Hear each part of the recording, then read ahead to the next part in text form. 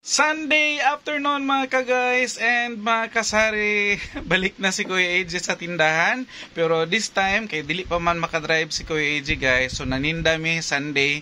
Supposedly is close me today. Open me, usually ang nakaugalian is open me og morning, then afternoon, pagka after lunch is aalis kami para mag-grocery. And last update ni Kuya AJ is dinamihan na namin para hindi ako mag-grocery siguro mga 2 linggo na hindi ako pwedeng magmaniho. So, stay at home si Kuya AJ.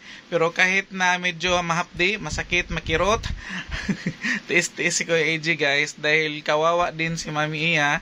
Nihangyo nga mo piyong kadali. So, kaming duha ni Baby Shane din ni Baba Shane.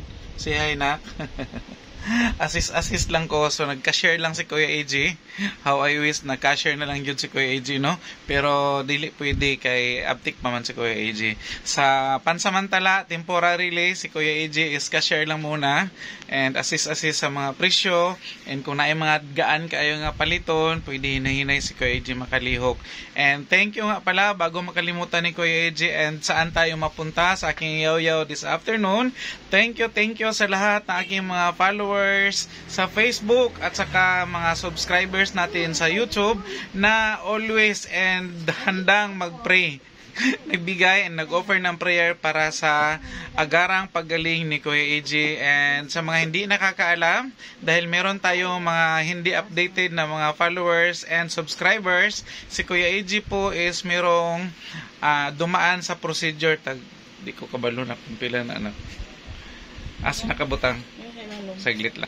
So, yan, balik tayo guys. Meron lang, tinanong si Shane kung magkano daw yung candy. Si Shane kasi is hindi siya, babad dito. Mga ganitong lang na ilagay namin siya dito. Kasi may din siya, nag-school siya. And sa mga hindi po nakakaalam, si Kuya AJ is dumaan sa procedure. Nagpa-opera po kasi si Kuya AJ ng aking umbilical hernia. Los sa Bisaya or Tagalog, pero hindi po siya doon sa itlog, kundi sa pusod. So naoperahan si Kuya AJ last July 28. So ngayon for recovery po si Kuya AJ. And first time na mag-vlog ni Kuya AJ dahil meron ako mga updates, mga lang yun, mga reels. 15. Mga reels lang yon ang mga binibigay or ina-upload ni Kuya AJ sa ating Facebook page. And dito sa sa aking YouTube channel is lang, gumagawa ko ng mga kaunting mga shorts. Wala talaga yung full length video na usual gina-upload ni Kuya AJ. So first time itong video na to from sa procedure.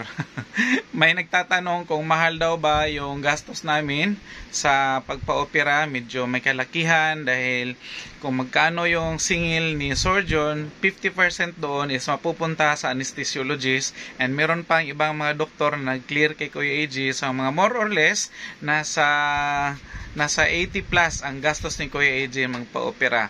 Hindi ba daw ako nag-avail ng mga lingap-lingap or mga malasakit center? Hindi na, dahil wala pong mag-process. Masarap sana or mas maigi sana kung merong tumayo si Kuya AJ guys. Mas maigi sana kung merong makapag-process and yung ating gastusin sa ospital. Pero hindi na, kasi yung doktor na nag-opera sa akin is hindi siya pwedeng ilingap, hindi rin siya pwedeng idaan sa mga kung ano-anong mga malasakit. So need talaga i-shoulder ni Kuya AJ ang gastusin sa pagpa-opera. Conscious si Kuya AJ guys dahil may nag-comment sa sa kilikili ni Kuya AJ minsan na nagganito ako nakasando. Maitim daw ang kilikili ko. So biit na lang guys.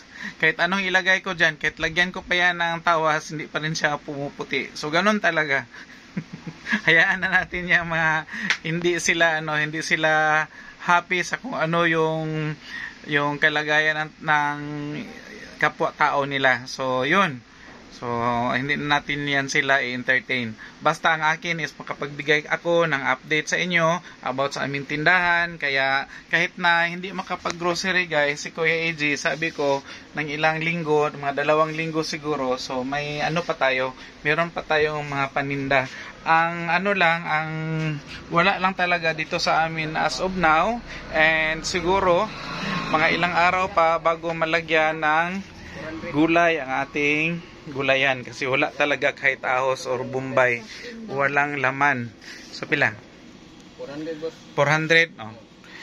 So yan po ang update natin guys. Hindi na masyadong habaan ni Kuya AJ yung aking update dahil gusto ko lang i-share sa inyo kung ano yung pinagdaanan ni Kuya AJ and ano yung update ng ating tindahan. So bye-bye na lang muna and God bless us all. Thank you ulit sa inyong mga prayers and inyong mga pag-get well soon. And bye-bye. Love you all.